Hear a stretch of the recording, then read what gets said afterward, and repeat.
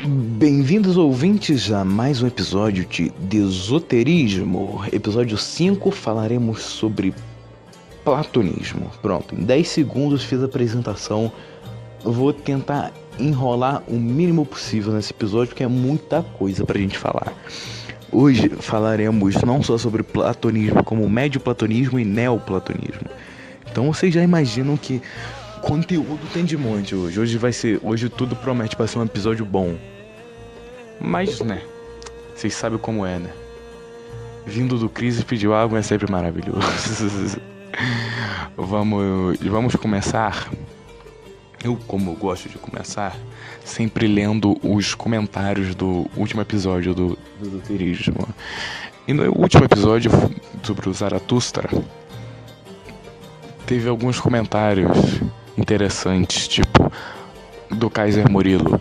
Amo esse programa, odeio o co-host, ele nunca fala nada. Por isso, eu chamei o co-host aqui também, todo episódio, né? Eu quero que ele opine sobre.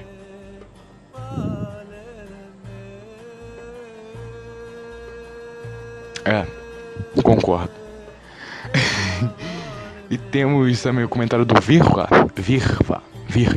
44, Merdestino Humilhado e SS Charat, o que é merdestantismo. Merdestantismo humilhado.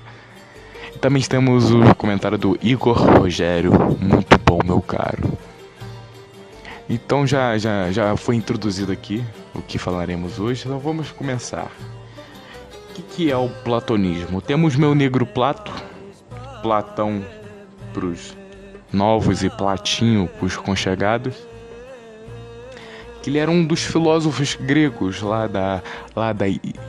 das antiguidades, que nasceu ali na Grécia, viveu ali por volta de 400, 300 a.C.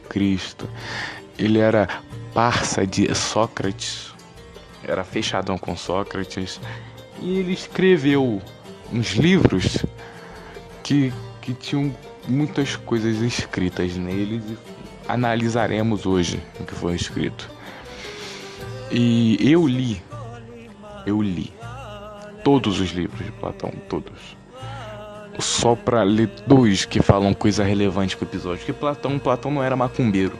Platão não era místico, Platão não era envolvido com tarô, não era envolvido com cigano, não lia a mão, não lia pé, não recebia espírito, não estava no Sansara e não tinha nada disso.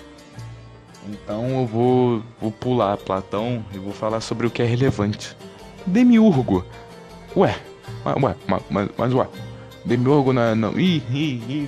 Esse Cristo tá chapando aí, em Demiurgo não era lá da Gnose? Demiurgo, o tal do Demiurgo não era da Gnose. Então, temos Demiurgo no platonismo. O Demiurgo surge no platonismo. Platão que escreve lá. Demiurgo, que significa demi mais urgo, se eu não me engano. Não, pera, é que são duas palavras em grego. Deixa eu procurar aqui no Google o significado da palavra demiurgo. É o que trabalha para o público. Demios, do povo, e orgos, trabalhador. Mas se você falou do demiurgo no primeiro episódio, por que tu tá explicando isso agora? Porque o primeiro episódio que eu falei, o demiurgo do primeiro episódio, chamava Yadalbaoth, que era o nome usado no apócrifo de João, Yadalbaoth. Hoje falaremos do demiurgo platônico. E entrando nessa de demiurgo, beleza, demiurgo é o cara que trabalha pro povo, mas quem que é o demiurgo? Como ele é representado? Se no gnosticismo ele é um cara ruim, para Platão é o quê? Então, Platão, no Timeu, é representado como um deus livre de inveja, sendo mais semelhante ao humano do que um deus como os do Olimpo, já que tinha emoções, etc. Tipo, o demiurgo, ele era um cara, ele se assemelhava muito ao humano, ele era praticamente humano, porque ele se emocionou quando ele viu que a Terra estava funcionando tudo tranquilo. E ele não era semelhante a um deus, como os gregos viam, porque os deuses gregos, eles tinham muita hipocrisia, eles eram muito pecadores entre eles. Tipo, eles cometiam muitas coisas ruins entre eles, daí onde vem os mitos, né, os contos.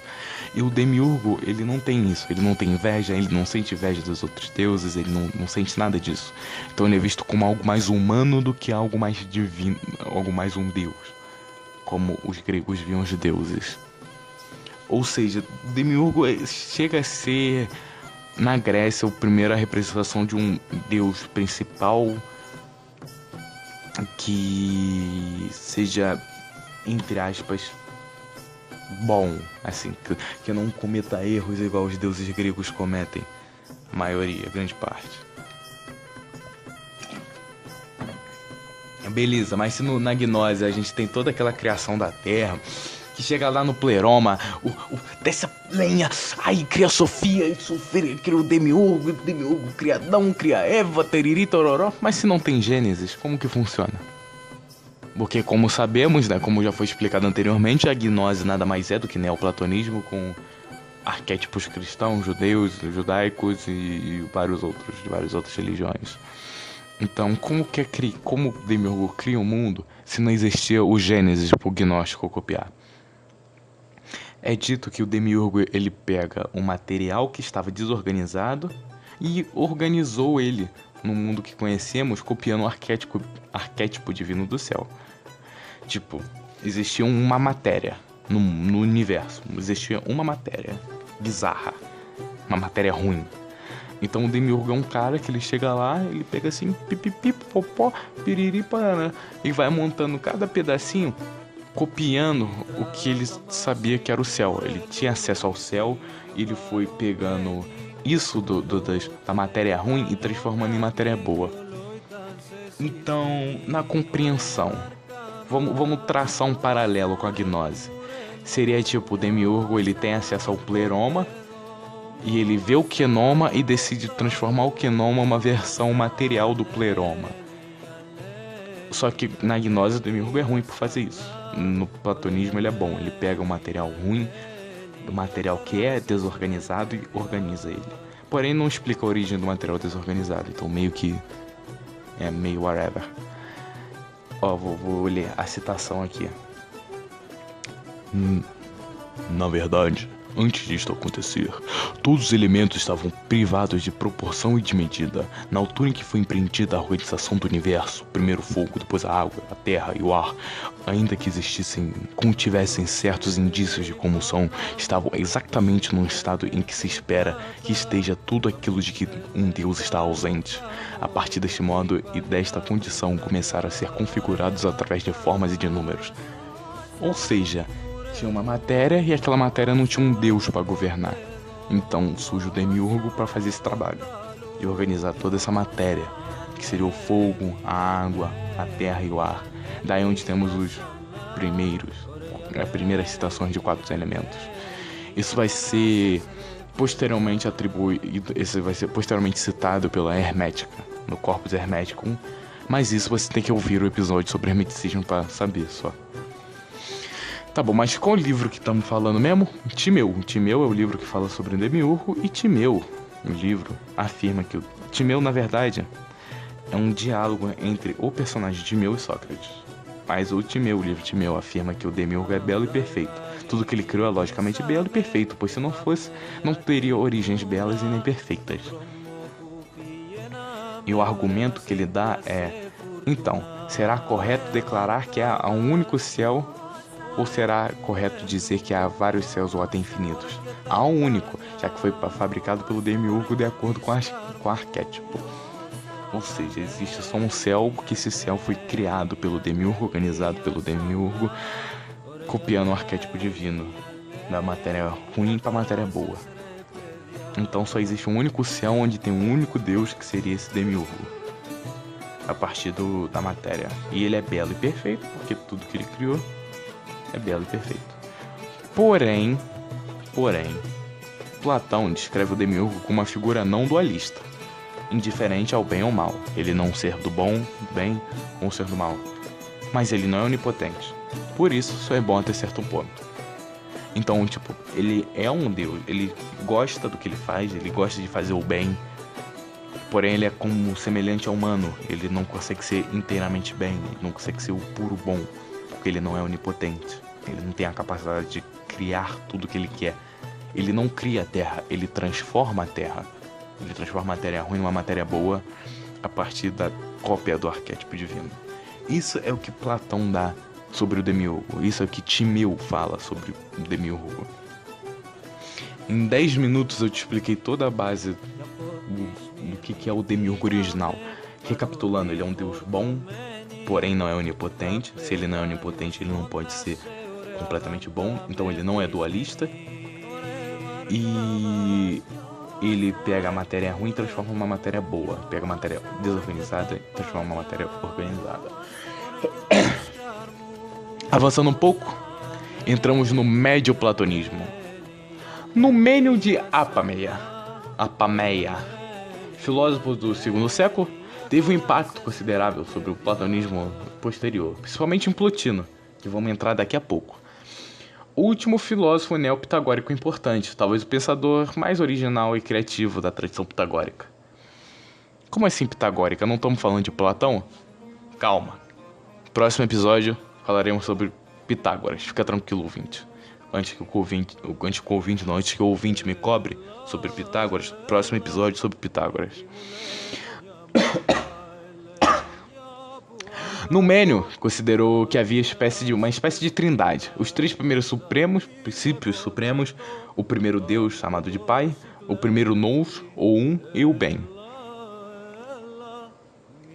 Tem três deuses, o Nou, o Um e o Bem. É o ser absoluto perfeitamente transcendente e autônomo. Ele é o pai do segundo Deus, o Demiurgo, que também se chama Nous. Ele é igualmente bom, porque compartilha do bem do primeiro Deus, mas possui uma inclinação à matéria. No Mênio também alegou que as três divindades eram, na verdade, uma só.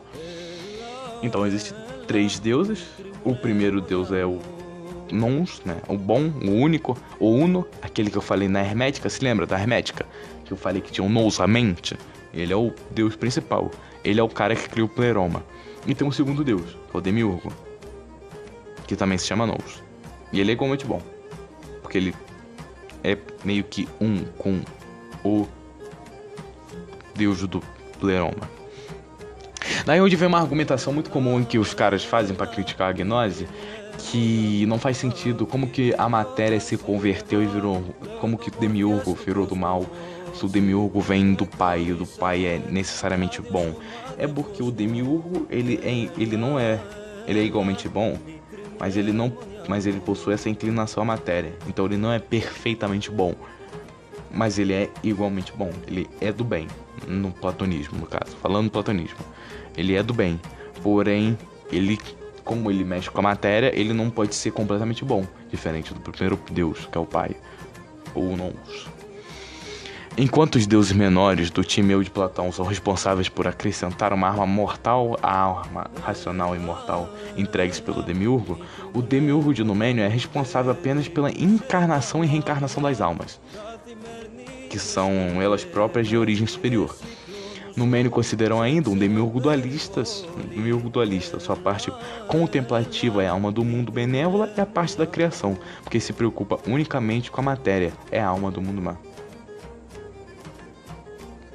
Ou seja, o Numênio, ele tem uma visão diferente de Platão do Demiurgo, que ele tem a sua parte boa, que é a alma do mundo benévola, e a outra parte, que é a parte da criação. Daí onde vem o começo do Demiurgo mal, né? O Demiurgo ruim, que é o Demiurgo que mexe com a matéria, ele é visto como ruim, mas o Demiurgo que põe a alma no homem é visto como bom. Então, daí onde você começa a ter aquela visão, né, gnóstica de que o Demiurgo é necessariamente comparado com o Demiurgo platônico. O Demiurgo Platão virou o Demiurgo. Já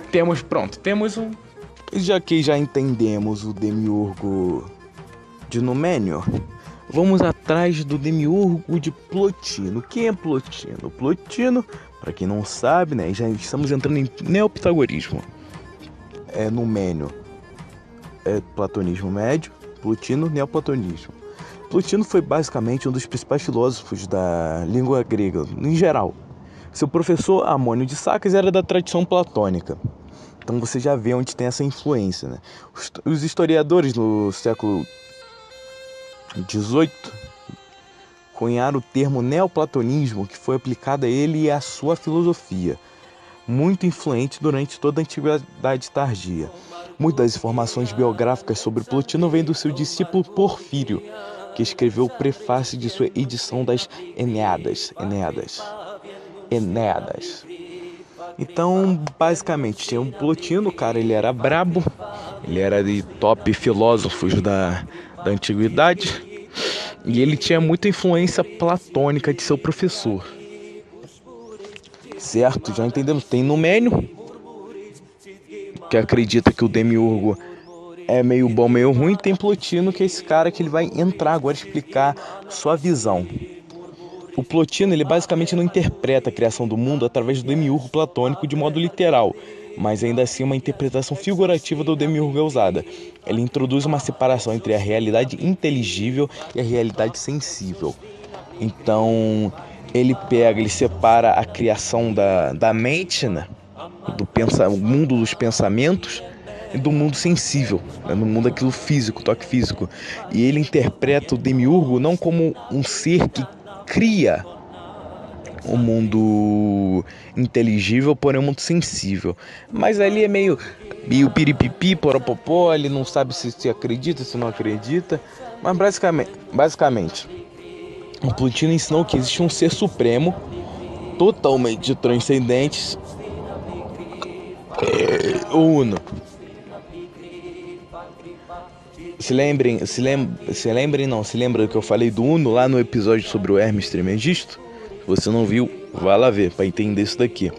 Que o Uno, que é o ponto máximo, o pai de todas as coisas. O Uno. O Plotino dá essa ideia do Uno, além de ser todas as categorias do ser e do não ser. Se o Uno não pode ser qualquer coisa existente, nem é simplesmente a soma de todas as coisas, comparado à doutrina dos estoicos da descrença da não existência material, mas é antes de tudo existente. Se lembra que eu falei que o Uno ele não poderia ser classificado como nada além de bom? Voltamos aqui, ó. Você esperava por essa, ouvinte? Esperava por essa? Certeza que não. Então, beleza. Temos aqui o Uno. Plotino dá sua ideia do Uno. Que o Uno seria o ser supremo e não o demiurgo, mas sim o Uno. O cara que tá lá em cima, que ele não é bom, nem mal, não é humano, nem divindade. Ele é só um máximo do máximo do máximo. O Uno.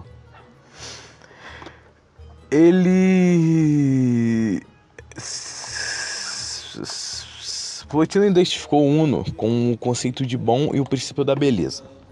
Se lembra daquilo que eu falei do hermeticismo? Se você viu o episódio da hermética, você já sabe do que eu tô falando.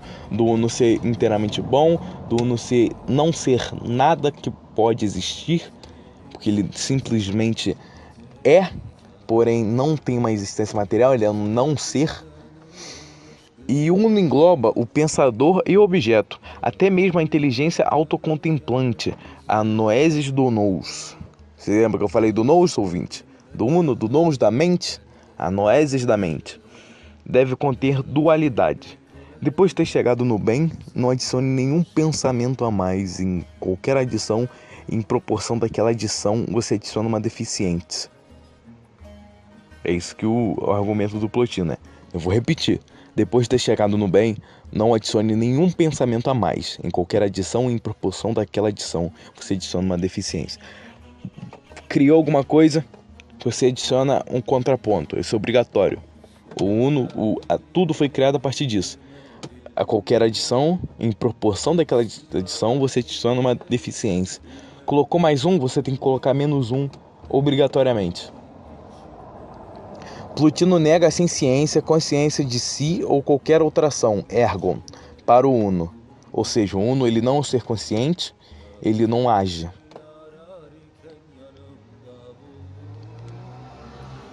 Em vez disso, se nós insistimos em descrevê-lo ainda mais, nós temos que chamar uma pura potencialidade, dinamis, ou qual nada poderia existir. Ou seja, o Uno nada mais é do que poder, segundo Plotino. Ele não é algo, ele não tem consciência, ele não tem compreensão, ele não tem nada além de puro poder. Então o Uno tá lá emanando força, basicamente. Ou seja, dinamis. Como Plotino explica em ambos os lugares e em outros lugares, Plotino compara o Uno à luz, o divino nous, primeiro direção bom, para o Sol e finalmente a alma para a Lua, cuja luz é apenas um derivado conglomerado da luz a partir do Sol. A primeira luz poderia existir sem qualquer corpo celeste. Ou seja, o Plotino ele interpreta o nous, né, o Uno, como o Sol. Porque o Sol nada mais é do que um conglomerado de energia que transmite luz pelo fato dele estar sempre em constante dinamis, né? Exalando potencialidade, igual o Plotino explica. Ele justifica o ponto dele assim, basicamente o Uno, ele tem que ser o cara poderoso, até aí beleza. Inteiramente poderoso, apenas poderoso, e não pode ser nada além de poderoso. Ele só é um poder, e ele interpreta o Sol como Uno e a Lua como a alma, porque a alma nada mais é do que a Lua, a luz que a Lua reflete é igual à alma que reflete a luz do poder do Uno. Ou seja, a sua alma no seu corpo nada mais é do que uma reflexão da luz que o Uno passa para você. Entendido? Deu para compreender legal? Beleza, então. Além de todos os atributos do Uno, incluindo o ser e o não ser, dele vem a origem do mundo. Plotino defende que o múltiplo não pode existir sem o simples. O menos perfeito deve, necessariamente, emanar de perfeito ou mais perfeito. Assim, toda a criação emana dos estágios de menor e menor perfeição. Estas etapas não são isoladas temporariamente, mas ocorrem ao longo do tempo como um processo constante. Mais tarde, os filósofos neoplatônicos, especialmente Jâmblico, acrescentaram centenas de seres intermediários como emanações entre o Uno e a humanidade, mas o sistema de Plotino era muito mais simples em comparação. Ou seja, você tem o Uno seria a perfeição máxima.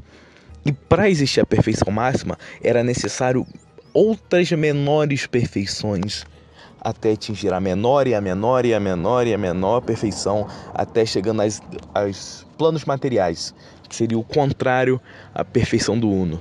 Ou seja, a potência do Uno nada mais é do que a Terra nada mais é do que uma contrapartida da potência do Uno. Ou seja, a potência do Uno nada mais é do que o contrário da matéria. Então aí já temos três conceitos gnósticos em todo o platonismo. O demiurgo não sendo um ser divino, um deus inferior, por ele não partilhar das concepções divinas dos deuses gregos, porém se assemelhar mais ao humano.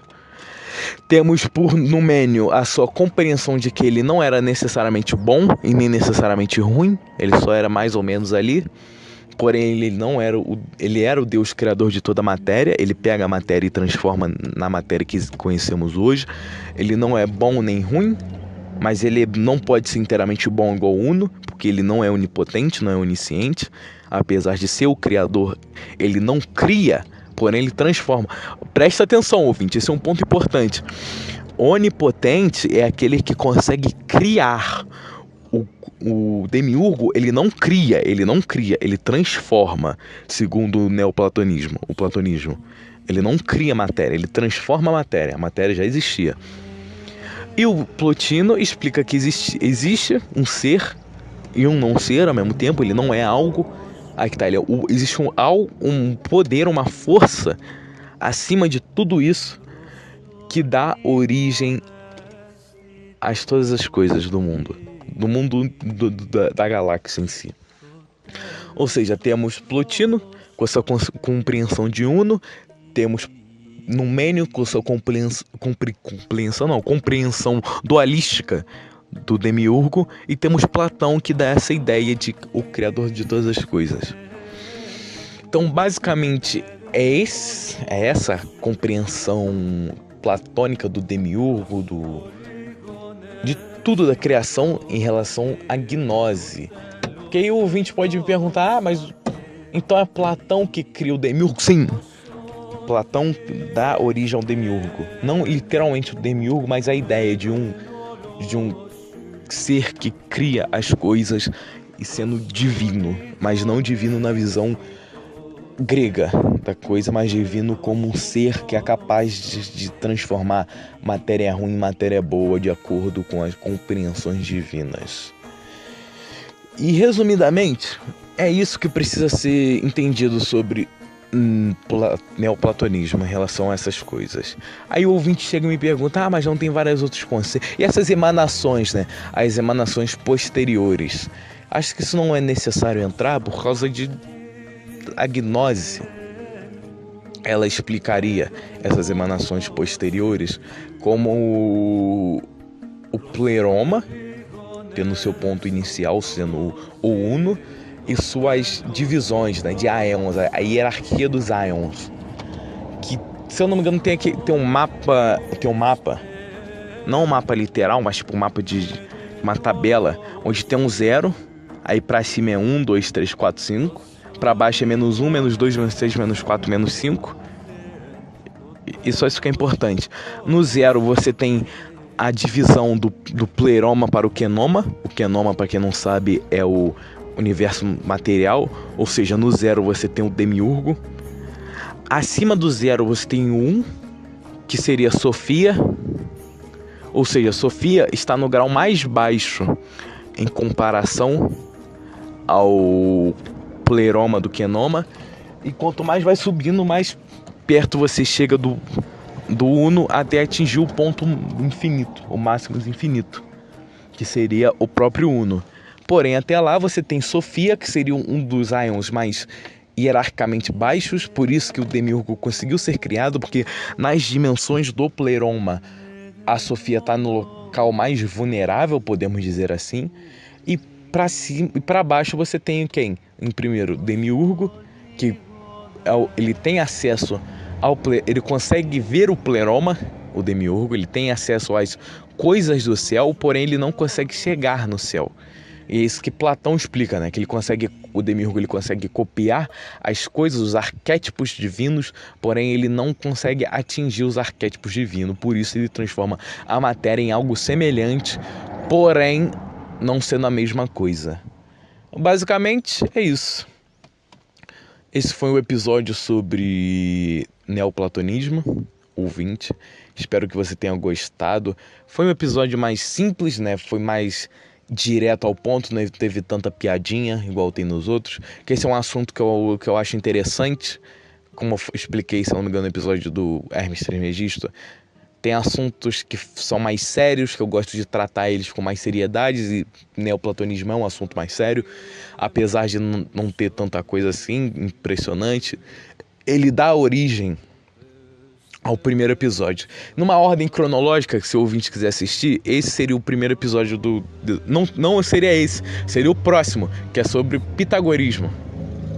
Então, já fica o spoiler aí do próximo episódio, mas seria o segundo episódio na ordem cronológica, depois indo pra gnose. Então, ouvintes, esse foi mais um episódio, mais uma vez encerrando. Agradeço a todos que tenham ouvido, divulguem o canal, o meu podcast em específico, e valeu!